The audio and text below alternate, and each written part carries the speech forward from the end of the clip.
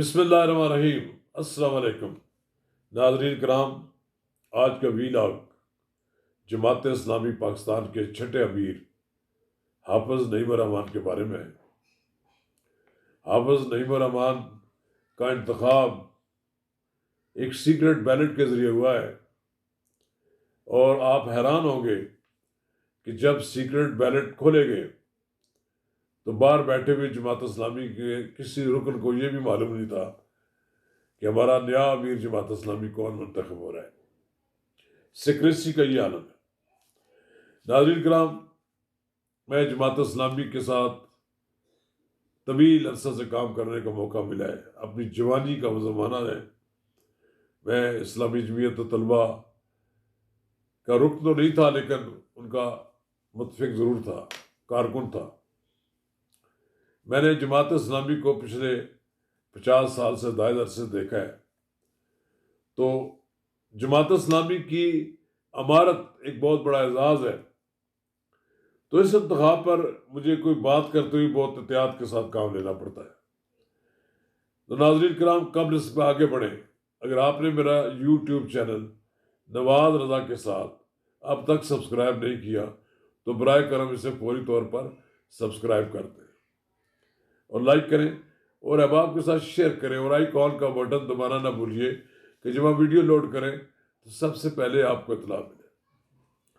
تو ناظرین کرام، یہ قیام پاکستان سے قبل جماعت اسلامی کا قیام عمل میں آیا ایک طویل عرصہ تک، جب تک کہ مولانا سید ابوالعلا مودودی صحت مند تھے، وہ امیر منتخب ہوتے رہے۔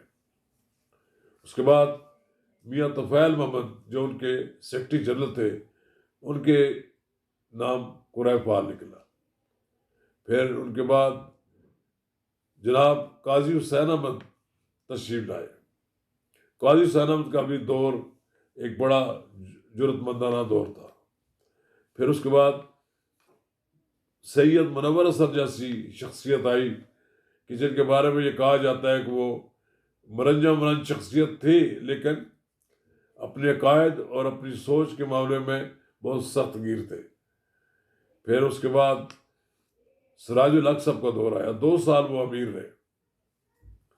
تو اس لحاظ سے 5 ادوار تو گزر گئے کہ ہر ادوار، ہر دور کے بارے میں آپ کی ایک رائے قائم ہو سکتی ہے۔ میں یہ سمجھتا ہوں کہ جماعت اسلامی کے ہر دور میں ہر امیر نے اپنا اپنا کردار ادا کیا، کسی میں کمی بیشی کی بات نہیں کی جا سکتی۔ قاضی حسین احمد کا دور کہا جاتا ہے کہ بڑا دمنگ دور تھا، یقیناً۔ اور اب مجھے کسی نے کہا ہے، دوست نے لکھا ہے کہ اب ایک بار پھر قاضی حسین احمد کا دور واپس آ گیا ہے۔ اس کے بعد پہلے سٹنگ امیر تھے سید منور صاحب، جو نہیں چاہتے تھے کہ وہ امیر بنے، لیکن ان کا نام بھی امیر میں امارت کے امیدواروں میں شامل کیا گیا، تو سراج الحق بنے۔ پھر سراج الحق دوسری بار بنے۔ سراج الحق کے بارے میں یہ تاثر عام تھا جماعت اسلامی میں کہ جماعت اسلامی کو کوئی بڑی کامیابی حاصل نہیں ہو سکی۔ بڑی کامیابی سے مراد اور کہی ہے کہ انتخابات میں کوئی بڑی کامیابی حاصل نہیں ہو سکی ہے، لیکن یہ کوئی کامیابی نہیں ہے۔ البتہ میں سمجھتا ہوں کہ جماعت اسلامی نے جب سے سولو فلائٹ شروع کی ہے، اس کے ووٹ بینک میں اضافہ ہوا ہے۔ اب جب انتخابات میں شکست کے بعد سراج الحق صاحب نے استعفیٰ دے دیا، تو انہوں نے شکست کی ذمہ داری قبول کی۔ یہ کچا پیسہ تھا، لیکن میں اس کو شکست نہیں سمجھتا۔ جماعت اسلامی کے ووٹ بینک میں اضافہ ہوا ہے، غالباً 3 گنا زیادہ اضافہ ہوا ہے، لیکن یہ بات نہیں ہے۔ جماعت اسلامی کے لوگوں میں کئی دنوں سے میں نے جب دیکھا کہ ابھی الیکشن شروع ہے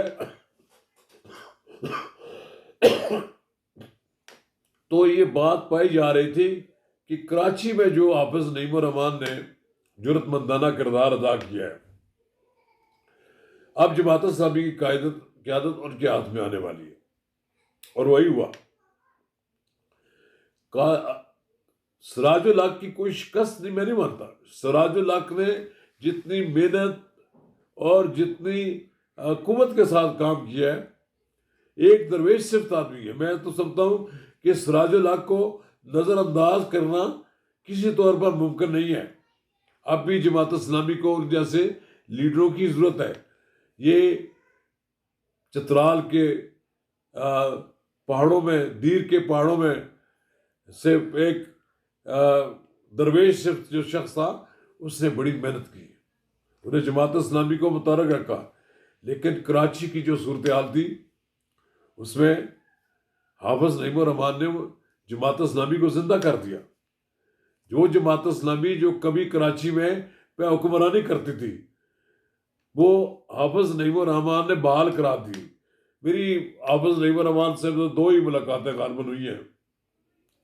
ایک تو اسلام آباد میں ہوئی تھی، اور پھر ایک میری ملاقات اس وقت ہوئی جب میں کراچی میں جماعت کراچی میں Pakistan federal union of journalist کی 2 سالہ مندوبین میں وہاں پر جماعت اسلامی کے ہیڈ کوارٹر میں مجھے جانے کا موقع ملا. تو حافظ نعیم الرحمن صاحب کی تو شہرت ہم نے سن رکھی تھی اور دیکھی بھی اب ہے. یہ حیدرآباد میں 1975 میں پیدا ہونے والا شخص دنوں میں دیکھتے ہوئے جماعت اسلامی میں چھا گیا. حافظ قرآن تو وہ ہے ہی، اور ان کے 2 بیٹے بھی حافظ قرآن ہیں.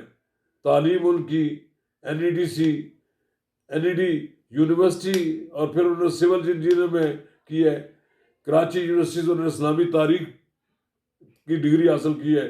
وہ زمانہ طالب علمی میں ہی اسلامی جمعیت طلباء کے رکن بن گئے تھے، اور پھر 1998 میں وہ اسلامی جمعیت طلباء کے مرکزی ناظم منتخب ہوئے. ایک لحاظ سے آپ یہ کہہ لیں کہ انہوں نے اپنی لائف کو مخصوص کر دیا، اپنی لائف کو جماعت اسلامی کے لیے وقف کر دیا. وہ پھر تاریخ ساز دھرنا بھی کراچی میں ہوا، جس کے نتیجے میں سندھ حکومت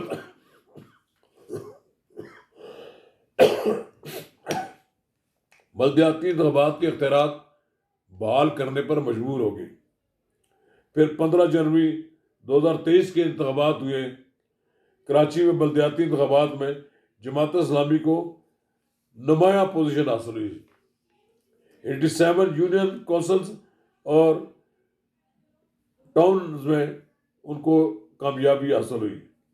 پھر 8 فروری کے انتخابات ہوئے تو اس میں 8.25 لاکھ ووٹ خالی جماعت اسلامی کو کراچی سے ملے. اس طرح یہ کہا جا سکتا ہے کہ ان کو ایک بڑی نمایاں کامیابی تھی کہ کراچی جماعت اسلامی کی طرف لوٹ رہا تھا. جماعت اسلامی کے امیدوار کی حیثیت سے انہوں نے الیکشن لڑا تو اس میں وہ 1000 ووٹ سے، خود انہیں معلوم ہے کہ فارم 45 کے مطابق وہ 1000 ووٹ سے آ رہے ہیں. تو الیکشن کمیشن والوں نے ان کو تحفے کے طور پر سیٹ پیش کی، ان کی کامیابی کا اعلان کیا. انہوں نے اپنی کامیابی کو تسلیم کرنے سے انکار کر دیا اور ایک ایسی مثال قائم کی کہ جو بہت کم لوگ قائم کرتے ہیں. انہوں نے اپنی کامیابی کو، جو کہ جعلی کامیابی تھی، اس کو اپنے جوتے کی نوک پر لکھا. وہ اعلی خدمت ویلفیئر سوسائٹی کراچی کے صدر بھی رہے. 2013 میں وہ جماعت اسلامی کراچی کے امیر بنے. آپ کہہ سکتے ہیں کہ 11 سال کے اندر انہوں نے ایک تبدیلی لائے کراچی کی سیاست میں، اور کراچی کی سیاست پر جو جمود تھا اسے توڑ دیا. اور آپ کہہ سکتے ہیں کہ جو حق دو کراچی کو جو موومنٹ تھی وہ کامیابی کے ساتھ انہوں نے چلائی. اور بالآخر آپ یہ کہہ سکتے ہیں کہ حافظ نعیم الرحمن نے اس موومنٹ کے نتیجے میں کراچی کو جگا دیا ہے. اور اب یہ توقع رکھی جا سکتی ہے کہ حافظ نعیم الرحمن کی قیادت میں جماعت اسلامی مستقبل قریب میں بہتر کامیابیاں اور بہتر ٹارگٹس حاصل کرے گی.